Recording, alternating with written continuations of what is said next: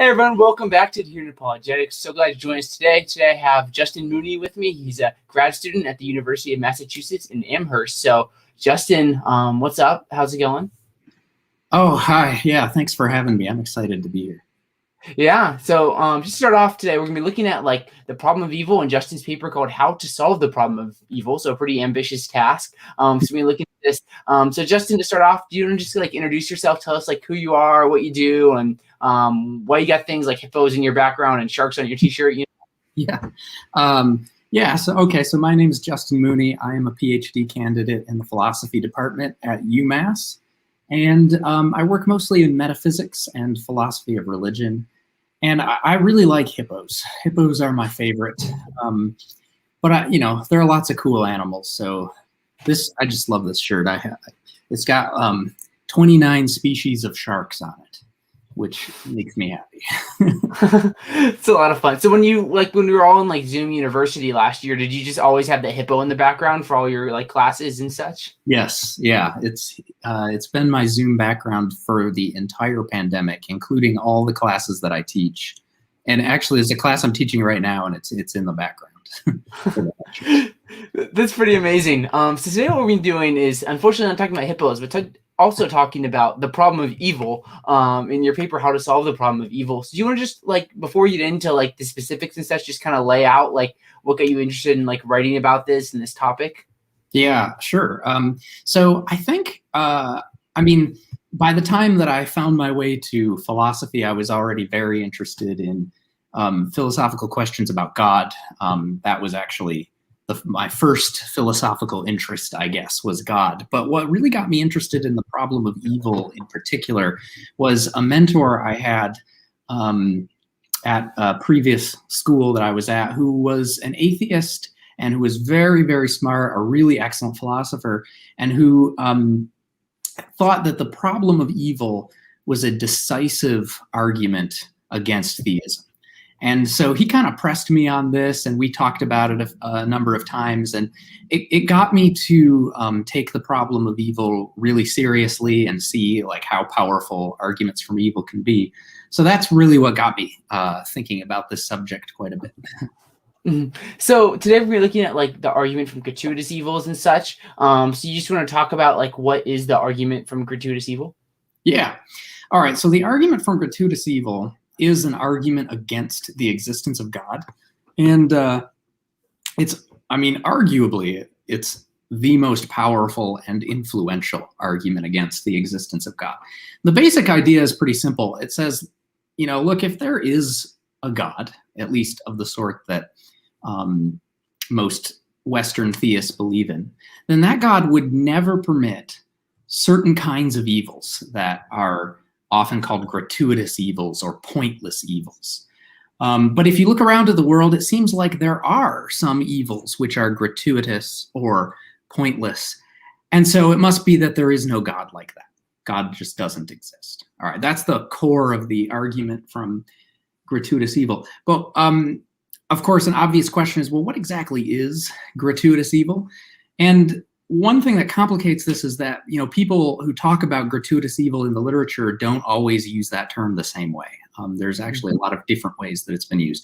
So let me just say how I'm going to use it. I'm going to use it in the way I do use it in the paper that you've referenced. In that paper, I use gratuitous evil to cover two different kinds of evil that some people have thought that God would just never permit. And I call them conditionally gratuitous evil and unconditionally gratuitous evil. So conditionally gratuitous evil is evil that's not necessary for bringing about some greater good. For example, William Rowe has this famous case from a paper from the late 1970s where he says, well, imagine a fawn that is badly burned in a forest fire, and it just suffers in agony for days from these injuries, and then it just dies. And nobody is around to witness this, so it has like no further impact on the world of any interesting sort. All right, so Rowe says, look, this seems like it's really hard to think of any greater good that God could bring about only by permitting that evil.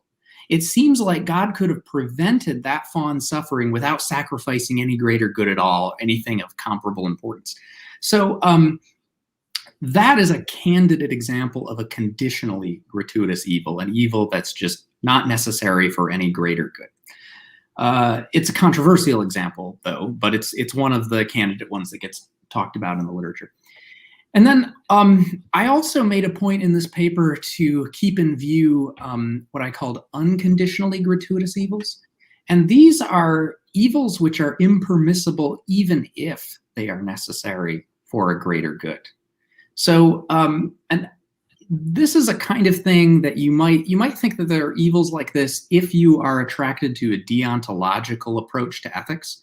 So deontological views in ethics basically say that the value of the consequences of an action is not the only thing that matters to whether or not that action is right or wrong. Here's an example of a case where a lot of people kind of have a deontological intuition, where it seems like consequences aren't the only thing that matters. And this is a famous example due to a philosopher named Philippa Foot.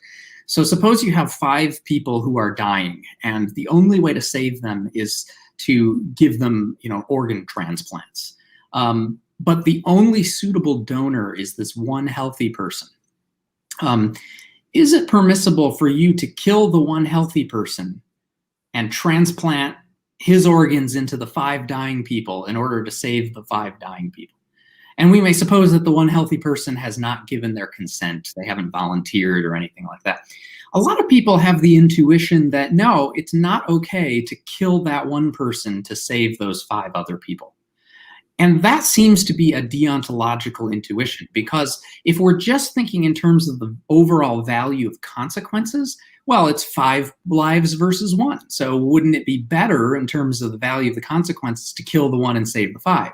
But if it seems to you like, yeah, but it's still wrong to just kill this person in order to save these 5 people, that's a sign that, well, maybe deontological ethics is right, that consequences aren't the only thing that matters morally. Okay, so suppose you take a deontological approach to ethics like that. Well, then you might think that there are some evils which are impermissible even if they would have good consequences. And even if there's no other way to achieve those good consequences. I think that some plausible examples of this would be the really horrendous cases of child abuse and child torture that Dostoevsky recounts in the novel The Brothers Karamazov. And I'm not going to describe those here, but they're really quite awful. And when you read that, I think that one of the reactions that it would be, it's natural to have is to think, look, you should not if you could stop those events from happening and rescue those children, you should do it even if for some reason torturing that child would have like these really great consequences down the line. Okay, so that would be a candidate example of an unconditionally gratuitous evil. So then the question is like, all right, so are there really evils like this? And if there are, does that really mean that there's no God, right? Is it really true that God would never permit these kinds of evils? Was that clear? Yeah, no, I think I'm tracking with you, and I appreciate kind of getting through these different kinds of gratuitous evils. So at least I always had the general understanding that gratuitous evils are things that don't have a greater good. So I really appreciate you going into that second definition, because it's something I haven't thought about too much, Justin. Yeah, and I should say, most people when they talk about gratuitous evil in the literature are thinking of what I called conditionally gratuitous evil, which is about not being necessary for a greater good. So when I include unconditionally gratuitous evil, that's something a little bit unusual that I'm doing. It's a little bit less common, but it is, I think, an important kind of evil that we need to think about when we're thinking about the problem of evil. I think you're really right, and it's something we'll hopefully look at more as we progress through the conversation today. So the first thing I want to get at here is in your view, Justin, why would God allow evil in the first place? Right. Yeah. So let me approach this. Let me start very abstractly here. So the standard approach that theists take here is to say that there's some good thing, or maybe many or several good things, that God is aiming to bring about, and that God can only bring about by permitting evils like the evils in our world. But it is permissible and even good for God to bring about those good things at the cost of evils like those in our world. Okay, so very abstractly, that's kind of like the standard formula for answering this question, like, why would God allow evil in the first place? Now, there's a bunch of different ways to fill out the formula.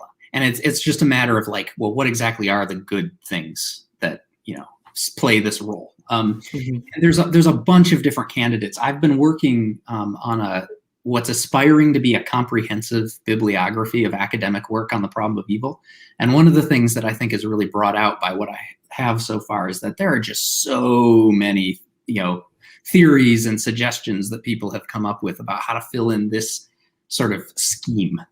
But let me mention a couple of popular ones, and then I'll say something about what I'm actually personally thinking. So one really popular one is a free will-based approach that says, well, the main good thing that God is aiming to bring about in the world at the cost of evil is free will. Free will is this valuable thing, so God wants to make sure that we have it. But if we have free will, then we can abuse it. And so we can choose to do evil things and make bad things happen. So that's one way of sort of filling out the story. Another popular way to do it is the soul-making theory, which says that the good thing that God is aiming to bring about at the cost of evils like those in our world is the development of virtue in finite agents like us. So the idea is that in order for us or God wants us to develop virtue, to become virtuous people and to acquire virtuous character traits. But in order to do that, we need to be able to respond to bad things in the world, because many virtues are responses to bad things. So for example, compassion is something that you develop by responding to suffering in certain ways. And forgiveness is something you develop by responding to wrongdoing in certain ways. And so forth. Faith is something that you develop by responding to uncertainty in certain ways. Courage is something you develop by responding to danger in certain ways, and on and on. And so the idea is that, well, okay, so if God is going to put us in an environment where we actually have the opportunity to develop these virtues, it's got to be an environment where there's bad things that for us to respond to. And so that's another way of filling out the story. Now, what do I actually think, in my view? So I don't actually have a really firm view on what is the good thing that God is aiming for at the cost of evil in the world, but I have been leaning lately in this direction. So some people have suggested that meaningfulness might be a really important value that God is aiming to realize, and that requires evil like that in our world. So Eric Silverman has some unpublished work on this, or at least as far as I know, it's still unpublished. It comes up occasionally in the literature. This is something I've only just started to think about, but the rough idea would be like, look, in order for the world to be a meaningful place where people live meaningful lives and do meaningful things, there's got to be evil and hardship of various sorts. And perhaps in order to have a certain degree of meaningfulness, or even certain kinds of meaningfulness, maybe that would require what are called like horrendous evils, like the worst kinds of evils that we see in this world. But this is something that I've only just kind of begun to think about. So I have not worked out the details or anything. It's potentially a career-long project, in fact. So we'll see. Yeah, that's super interesting to think about, and like even from like a story, or like maybe like even like an aesthetic perspective, like it seems like the story is like so much more meaningful and so much more better, like if there is these like hardships and struggles, whereas if everyone's created in heaven, like it seems like not as good of a story, at least in my mind, and less meaningful. So it's a rough sketch. I was just thinking about that as you were talking, Justin. Mm-hmm. Yeah, and there are some theodicies that actually emphasize that idea of God kind of like authoring a highly valuable story and evil playing upon that. So Plantinga's Felix Culpa theodicy has that element to it, and Josh Rasmussen has a theodicy actually calls the Great Story theodicy. Does that. Yeah, and that actually was one of the things that I was thinking about when when actually Eric Silverman kind of first exposed me to the thought that, well, what if meaningfulness has an important role to play here? So yeah, I think those things are related. Yeah, that's super interesting. So now what we're gonna do is look at like two different strategies that have been used to like try to solve the problem of gratuitous evil. So we'll just ask like what it is and like do you think it can solve it? So first is the restriction strategy. So what do you think of it? What is it? And like can it solve the problem of evil? Good, yeah. So this is one of the strategies I talk about in this paper that you mentioned. The paper is basically about deontological strategies for responding to the argument from gratuitous evil. And I already said something about what deontology is. So the restriction strategy basically says that, maybe God is obligated to permit gratuitous evil. Okay, now let me immediately say, so I found that some people kind of cringe at the idea of talking about God having like obligations or moral duties. Now it's controversial. Some people think God does have moral duties and obligations. Some people do not. But I want to mention, because some people are uncomfortable with this, that this view actually does not require that God has moral obligations. So Eric Reeton is one person who has defended the restriction strategy, and he makes the point that you can basically just recast everything he says about God's moral obligations in terms of like how a morally perfect being just would necessarily behave. But I'm going to continue to talk in terms of moral obligations just because it's easier. I just wanted to note that.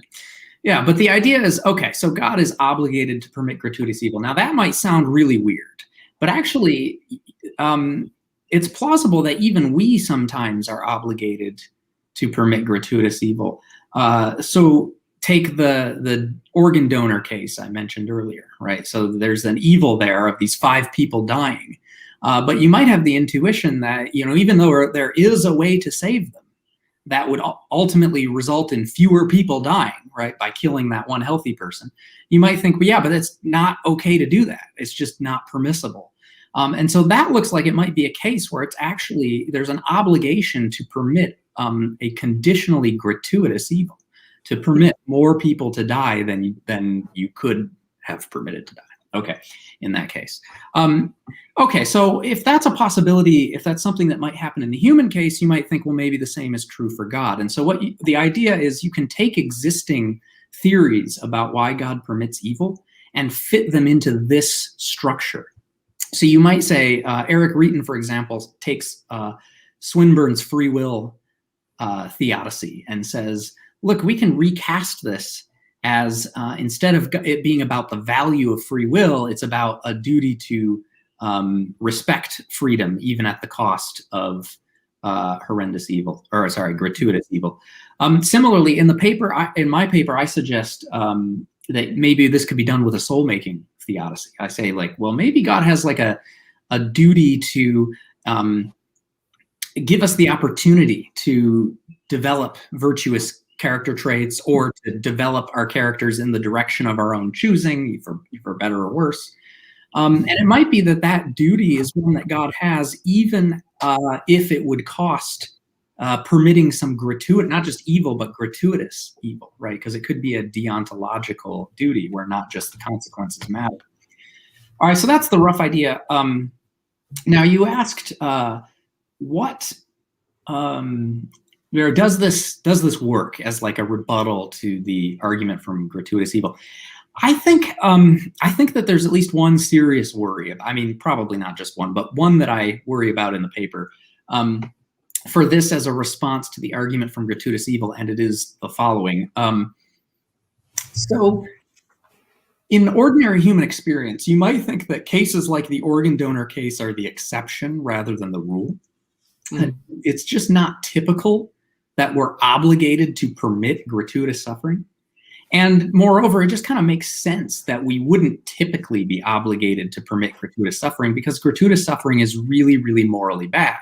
And so you would expect, especially in some of like the worst cases, that we would at least be permitted to prevent it. And so I think that that's a big hurdle for the restriction strategy just taken by itself, because applying this strategy across the board requires us to say that all of the gratuitous evil in the world is such that God was obligated to permit it. And you might think, well, that's just not plausible. Maybe some of it, but all of it. All right. So that's my main worry, I think, about the restriction strategy. Yeah, I think that's super helpful. So the other strategy you talk about is the prerogative strategy. So like, what is it, and can it solve the problem of evil? Yeah, right. So the prerogative strategy is a fun one. So the idea here is that God has a prerogative to permit gratuitous evil. And this is, again, something where there's actually some precedent for it in the human case. All right, so think about this. It seems like there's gratuitous evil, both conditional and unconditionally gratuitous evil, going on all the time, going on around the world and so on, all the time. And a lot of us could do more to prevent that evil. But you might think that morality doesn't actually demand that of us. Now, some people think that it does, but think about a case like this, right? So I think it seems permissible to me that if I wanted to, I could have a family. But if I did have a family, I would end up using a lot of my resources, my time, my income, and so forth, taking care of my family. Whereas if I never had a family, I would have more time and resources that I could, at least in principle, give to charities that are really effective at alleviating suffering around the world, much of which is at least prima facie gratuitous in one or another of those ways. And so if it's really true, as I think most people believe, that it's permissible for me to have a family if I want to, then it looks like morality has the following feature. Morality doesn't require us to do everything within our power to prevent gratuitous suffering. Now, again, this is controversial. There are some philosophers who think that actually morality does do that. But setting that view aside, right, suppose it's true that morality doesn't require us to do everything within our power to prevent gratuitous suffering. Well, you might think, well, maybe the same is true about God. Maybe morality also doesn't require God to do everything within God's power to prevent gratuitous suffering. Now, of course, the details are going to matter here. Right, so it's going to matter ultimately what is the so-called rationale for our prerogative to permit some of the gratuitous suffering that we permit, and whether that rationale would apply to God. And you might worry that, like, well, if it has a lot to do with human limitations, then it's not going to apply to God. But actually, when you look in the literature of the different rationales that have been proposed for this kind of prerogative we have, a lot of them are at least prima facie applicable to God. And at least some people like Mike Ray have explicitly suggested, yeah, look, we can apply this to God, and morality doesn't require God to do everything that's in God's power to prevent gratuitous evil. So I think that this is a live possibility that a number of people have kind of played around with or even defended. Now, there is the question, though, of, does this actually rebut the argument from gratuitous evil, right? Does this work as a response just to say, well, look, God doesn't have to prevent gratuitous evil if God doesn't want to. There's just this prerogative that God has, similar to some of the prerogatives we have. So I think the main problem with this approach is that even if it's right, all it gets you is that God isn't required to prevent gratuitous evil. But that doesn't mean that God wouldn't prevent gratuitous evil anyway. And traditionally, God loves us, and love is, of course, a powerful motivator. And so you might think, well, look, even if God isn't required to prevent gratuitous evil, why wouldn't God do it anyway? So that, I think, is an important worry for this view. And it's just not clear that the prerogative strategy taken by itself has a good response to that objection, I would say. Yeah, it's super interesting thinking about these two strategies. So what you do now is you combine the restriction strategy and the prerogative strategy, which have their own individual worries, into like a single strategy. So like, what's your combination of these two strategies, Justin, with regards to like solving the problem of evil? Yeah, that's right. So I take the two strategies and I say, look what happens when we combine them. The cool thing is they pretty much just solve each other's problems when you put them together, right? So those two problems that I identified, one for each view, just kind of go away if you just combine the views. Yeah. So all right. So this is the strategy that I sort of recommend at the end of the paper. I call it creatively the restriction prerogative strategy. Um, Wow, philosophers and their creative names, right? yes. And it was so long, it was like restriction hyphen prerogative strategy, that I was initially doing just R-P, and then the editor of the journal is published only online now. So the editor was like, well, we don't have to save those pixels. You might as well spell out the whole thing. But anyway, okay. So so the idea behind this strategy is like, look, God does have a prerogative to permit gratuitous evil. So God can create worlds where there is gratuitous evil. But also, God has an obligation to bring about certain goods in those worlds which actually require those gratuitous evils. So you have both the prerogative of the prerogative strategy and the restriction or obligation of the restriction strategy. Okay. Now, how does this solve the problems if you're just putting them together, right? So it goes something like this. So the problem for the restriction strategy, you might remember, was that, well, it might be true that sometimes we're obligated to permit gratuitous evil, but it doesn't seem plausible that God would be obligated to permit all the gratuitous evil, right? Because there are lots of cases where we actually should prevent gratuitous evils, especially like really, really bad ones, you might think. All right. Mm-hmm. That was the problem for the restriction strategy. But actually, it turns out that if you also already have a prerogative to permit some gratuitous evil, then it doesn't take much. It doesn't take a particularly weighty or important obligation to make it the case that you're actually, all things considered, obligated to permit that gratuitous evil. So the prerogative strategy kind of gives the restriction strategy a boost with respect to making it making it required for God to permit gratuitous evil. Now, I'm being a little bit loose here in the paper. I go into some more detail and I'm a little more technical about it, but let me give you an illustration that I think will be more useful for your audience than the technical details would be.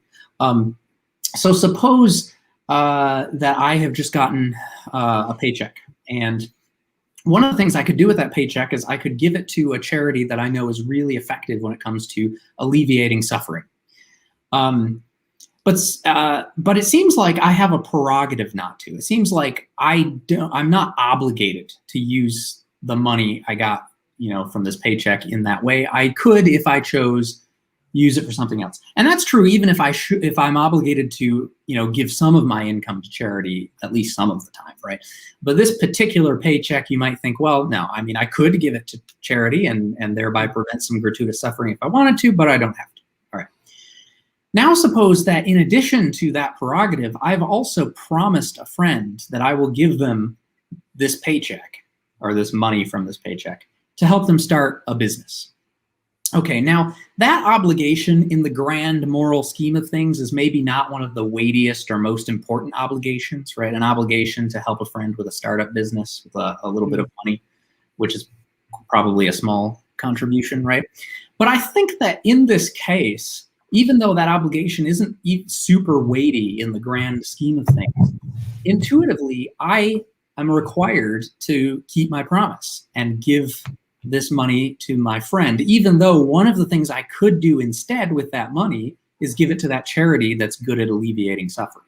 So it seems to me what's going on in this case is that the fact that I already have a prerogative to permit some gratuitous suffering makes it easy for even a relatively only moderately important obligation to come in and then make it such that, okay, well, now I'm just obligated to do something other than prevent that suffering.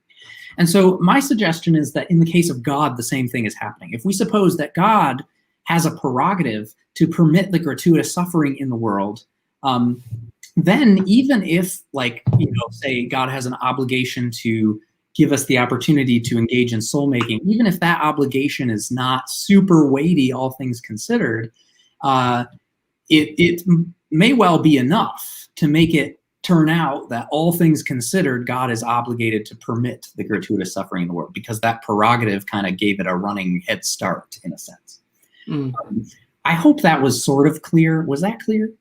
Yeah, I think I'm kind of tracking with you. It makes sense combining the two strategies. I'm kind of wondering though, maybe we can like talk about like how this looks like in the world. Like, there's different examples using like with like regards to like the problem of evil, whether it's like different versions of it or whatnot. So like, how do you use this like restricted prerogative of can pronounce it strategy? Like, how does this all flesh out? Oh, sure. Yeah. So actually, before I do that, so that was how it solves the problem with for the restriction strategy. But I still should say how it solves the problem for the prerogative strategy. Yeah. Sorry, I probably made it sound like I had already done that.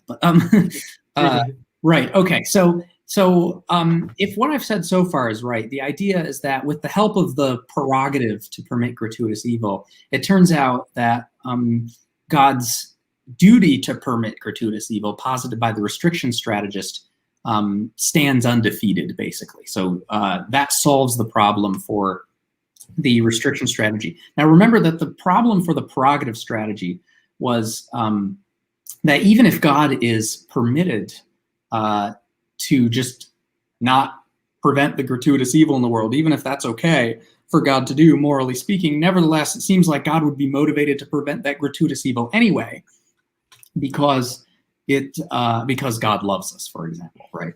Okay. Well, combining the two strategies solves this problem too. And that's because once we've established that, in fact, God does end up with an all things considered obligation to permit the gratuitous evil in the world when the two strategies are combined, then there's an answer to, well, why doesn't God intervene anyway? And the answer is because God is not permitted to, because there is that all things considered obligation. Okay, so that's how, when you combine them, it's supposed to solve the problem, not only for the restriction strategy, but for the prerogative strategy. Okay, and now let's get to, what was that other thing you had asked?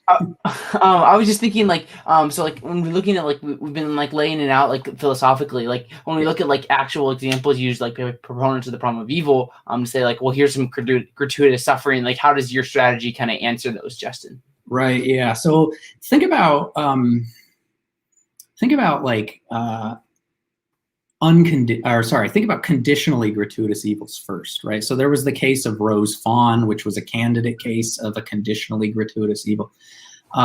So one thing that this strategy allows you to say is it allows you to say that, yeah, maybe that is a conditionally gratuitous evil. Maybe there just is no greater good that God could bring about only by permitting that fawn's suffering in that forest fire. But nevertheless, there would be an explanation of why God permits that suffering.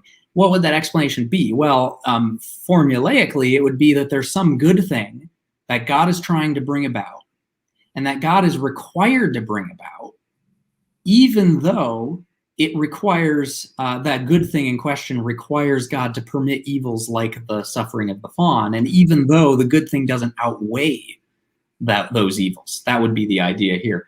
It would be similar to, like, you're being required not to kill the one person to save the five, even though doing so would sort of outweigh the death of the one person because you saved five, right? Now there's a question of again, of course, like, well, what could that good thing be in the case of the fawn, right? Because we still need there to be something that the obligation is directed towards. It would just be weird if God just had a brute like, well, nope, you can't prevent this evil, but there's no reason, right? It's just, and so here you can plug in, I mean, one thing that's, I think, a nice feature of this strategy I've outlined is it's really like a skeleton that you can fill in with whatever your favorite theories are about why God permits evil. It just gives them a different deontological shape. And so, for example, one approach to like the suffering of the deer in the forest fire is to say that suffering will contribute to the deer's soul making or character building in the afterlife. Right? This is a view that's been defended by people like Trent Doherty, who say that, oh, well, look, maybe in the case of non-human animals, even though they aren't really building morally virtuous character, that they're not in this life, it could be that they will have an opportunity in an afterlife to do that, where they're given the sophisticated rational faculties that would allow them to engage in like morally virtuous action. And Doherty suggests that by being made aware of or reminded of their past suffering, they could build their characters by responding to that past suffering in various ways, right? So that would be one way to deal with the fawn case, but putting it into this deontological framework I'm suggesting, what that does is it takes away the burden of saying that the evil is not gratuitous. It could very well be that the soul making of the animal in the afterlife is not a greater good in the sense that it outweighs the fawn's suffering, because it might just be that God is obligated to bring about that good anyway, whether or not it's a greater good.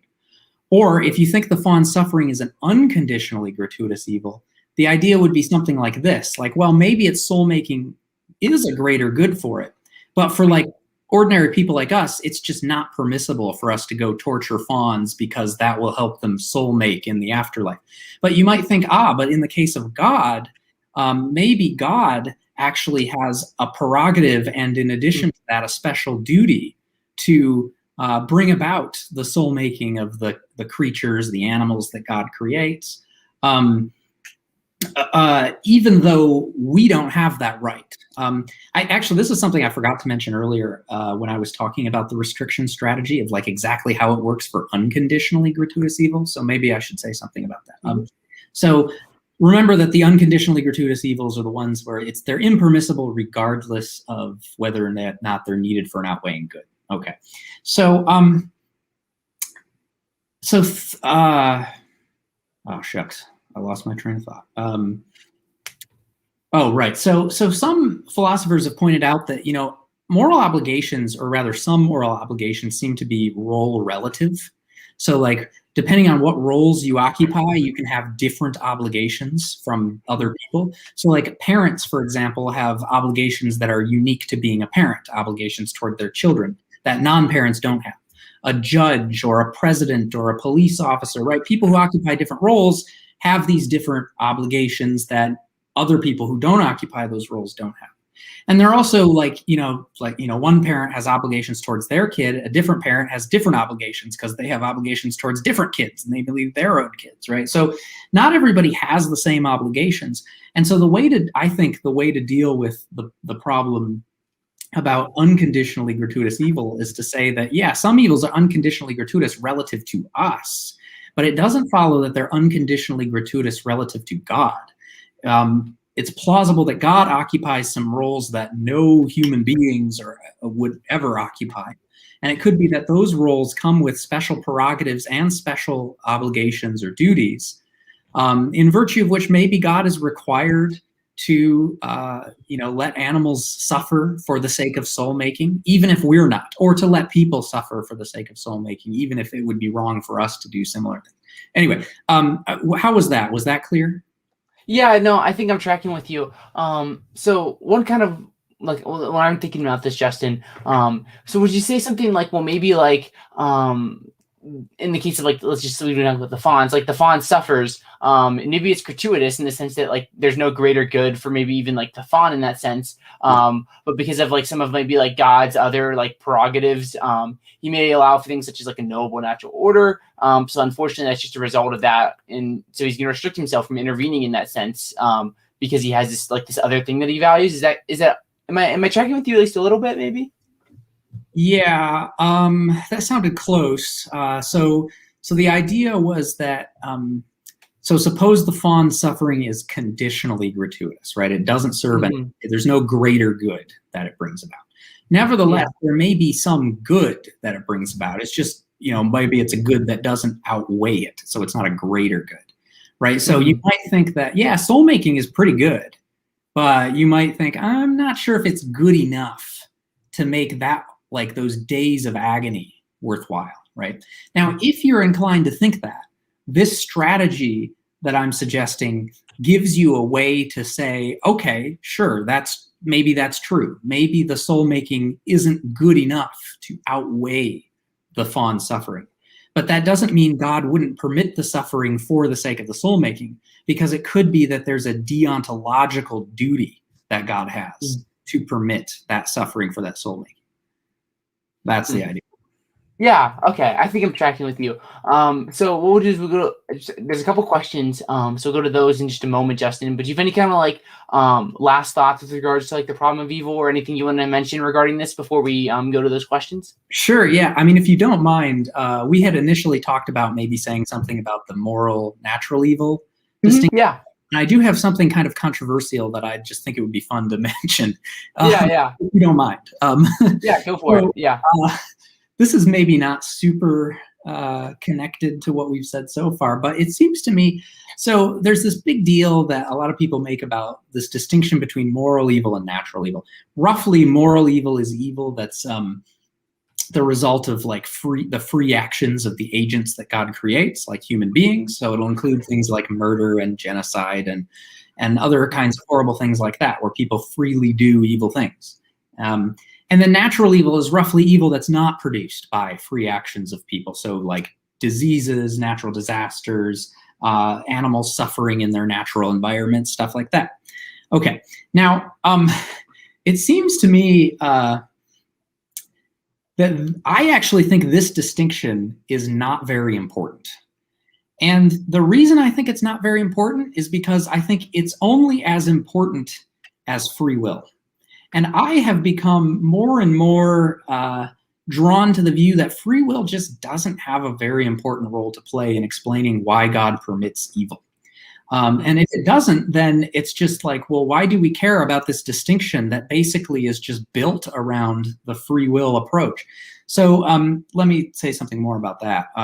So the reason why people pay attention to the distinction between moral evil and natural evil, as far as I can tell, the reason is pretty much just that, well, because free will approaches to thinking about God's reason for permitting evil are, a lot of people think, pretty good at explaining why moral evil exists or why God permits it, but not so good, a lot of people think, at explaining why God permits natural evil. And so there's this special problem about, well, how do we deal with natural evil? And so that makes it sort of like an important category, right? Natural evil as opposed to moral evil.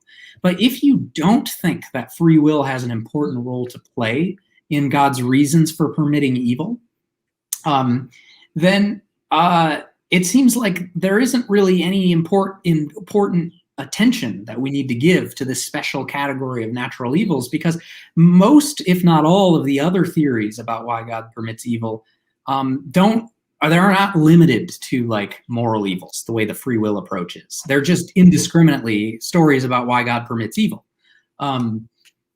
And so it's like, once you've set aside free will and said, I'm not really going to rely on that, the distinction between moral and natural evil, it seems to me, just becomes completely unimportant.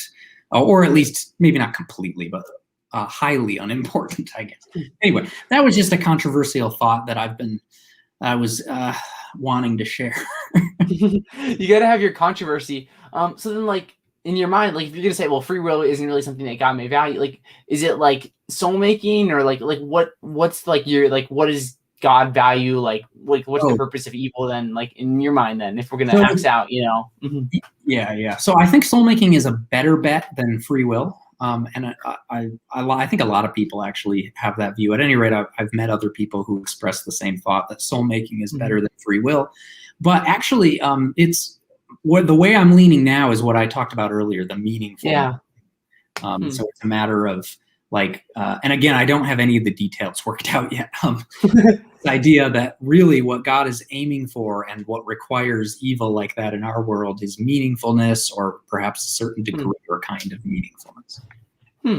Yeah, it's super helpful to think about, and I appreciate bringing the meaningfulness idea, because it's something I haven't thought too much about. So definitely something to think about. We have a couple questions on your way out, Justin. So BDS says, if there is objective morality, does this imply a hierarchy of morality such that, like, on the top of that hierarchy, there must be a top, therefore God exists? So I think he's like asking, like, what do you think about like moral realism? Like, does that imply God? And then like there's like that line of response to the problem of evil where it's like, well, that implies like maybe like moral realism, so God must exist if there's evil. It's like something along those lines. Right, yeah. So I guess I'm not convinced that the existence of objective morality implies the existence of God. Some people think it does, of course. That's a well-known fact. I'm not convinced of that. And in particular, the way this question seems to be talking about, well, doesn't it do it in the following way? Like, well, if there are objective moral facts, then there's going to be like some kind of an objective ranking of value, where there's more valuable things and less valuable things, and somewhere there's going to be a most valuable thing at the top. And that might be true. It's actually, you could resist that. You could say that, for any valuable thing you pick, there are always there's like an infinite series of more and more valuable things, especially if the universe is infinitely large. Like if 1 star is valuable, then maybe 2 stars is more valuable, and 3 stars is more valuable, and so on ad infinitum. And so there's just no most valuable thing. You also might think that there's like an incommensurability problem. Like maybe there are some things that are valuable and that can't be compared in respect of value. They're just too different. And so that like, yeah, this thing is really valuable and it's more valuable than some things. And this other thing is also really valuable and it's more valuable than some things. But when you try to compare them to each other, there's just no answer to the question, which is more or less or equally valuable. But also, even if there was at like the top of this value hierarchy, a one most valuable thing, it's not clear to me that it would have to be God. I mean, in fact, I think it is God. But if I was an atheist, I would just say, well, I just, maybe as a matter of fact, the most valuable thing that exists is virtue or the universe as a whole. And even if there could have been something more valuable than that, there in fact is not. It doesn't exist. Or like Plato, for example, thought that there was this form of the good, which was like the arch form, the ultimate form. And, you might think, well, that's like at the peak of the value hierarchy, but that isn't God. It's a form. Anyway, okay. So those are some thoughts. Yeah, that's super interesting to think about. Benjamin Bethel has a common question, I think, with regards to the problem of evil. And he says, so why should we stop evil? If it's the ultimate good is to live like God and adopt his ways, we shouldn't stop evil and just allow it to happen for the greater good. God doesn't feel it's necessary. So curious what your thoughts are on this kind of pushback. Yeah, so actually, I think that the deontological strategies that I've been talking about have a really important advantage when it comes to this problem. And that's because they don't say that, let me break this down. If